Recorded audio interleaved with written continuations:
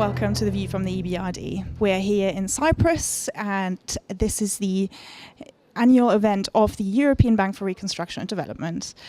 I am joined by Barbara Rambousek, lead economist for economic inclusion at the EBRD. Thank you very much for coming. Thank you very much for interviewing me. Now, Barbara, you're the lead economist, as I said, for economic inclusion, and there is a new economic inclusion strategy which is being published this year. How is this different to economic inclusion projects that you've done in the past? So we have about 4 years of experience now with implementing and developing economic inclusion models. What we are doing with this strategy is we are deepening and strengthening our approach, particularly in relation to gender, to young people, to people in less advanced regions. We are developing additional approaches to create economic opportunities such as access to employment, access to entrepreneurship, skills, also services across a wider range of sectors, but also a wider range of countries. In addition, we're going to carefully and gradually widen our approach to also focus on other groups such as refugees, people with disabilities, aging populations, and other groups, ethnic minority groups that could face particular and disproportionate barriers in relation to access to economic opportunities in a given country context. We're going to continue to base our approach on very rigorous analytics and a very impact and outcome-driven focus. And ultimately, the aspiration will be that we substantially increase the number of inclusion projects per year going forward. Mm-hmm. And the private sector is very important in this respect. Now tell me why. The private sector is the key in all of this.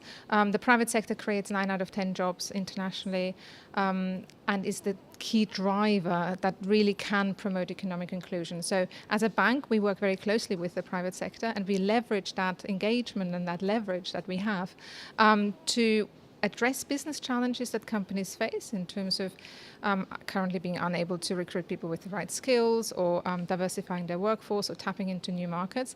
And at the same time, by doing this, we also create economic opportunities, act routes into jobs for young people, increased opportunities for women to go into types of jobs where they are currently underrepresented, but also rise sort of above and crack the glass ceiling, but also create economic opportunities for less advanced regions. So it is the private sector in a way that is the key to the model that we have developed. Mm-hmm. Now, have you looked into the economic impact this is all going to have? If we look at maybe one country, say Turkey. So on the economic impact side, clearly the challenge is massive, and we are a bank, we can only address a certain aspect of the problem.